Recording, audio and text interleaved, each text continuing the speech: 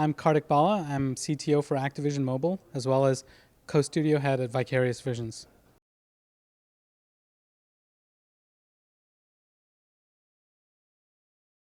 So we're really excited about the Wii U as a platform in general.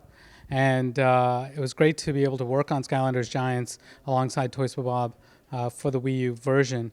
And it's going to be there for launch, which we're really stoked about.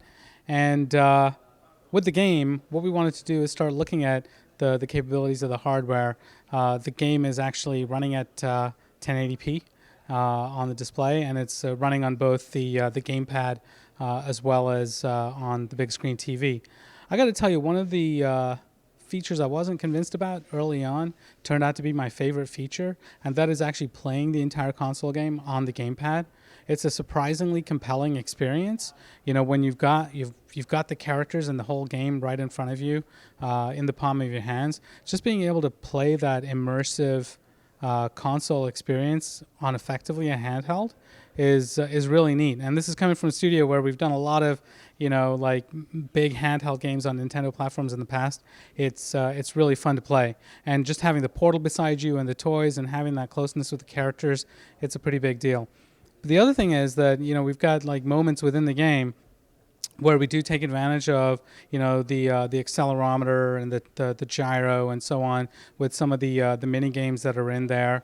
And by having the constant updating of the stats and where you are with your character stats throughout the game, it's super helpful in gameplay and tracking your characters. It really brings that closeness, to your characters and knowing how they level up, not just seeing the character on the portal.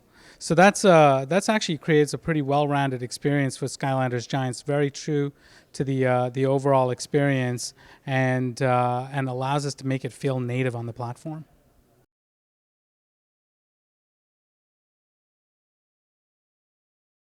Well, always working on a launch title is pretty challenging.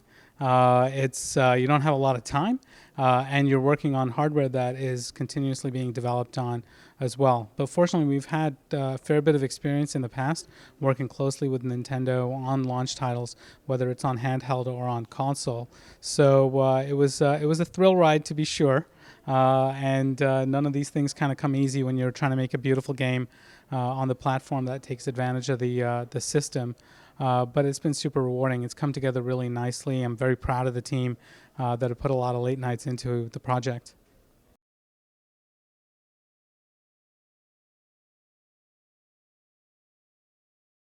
The nice thing is the way the game is structured is that you can play with the gamepad and the Wii remotes, or the classic controller, any kind of combination. So you can play the two-player co-op, game mode, where one person's on the gamepad and the other person is on either Wii remote or classic controller.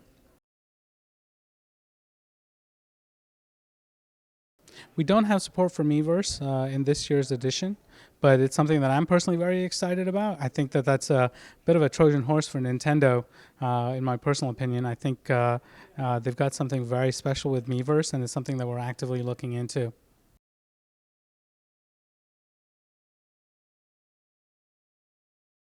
Yeah, so this is neat.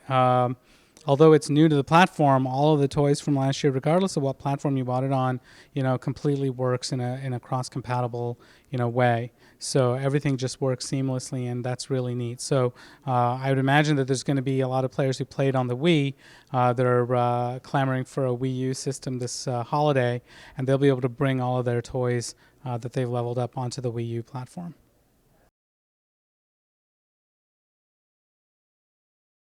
So we've set it up so that any combination of controllers can work within the game. So no matter what you have, it'll work.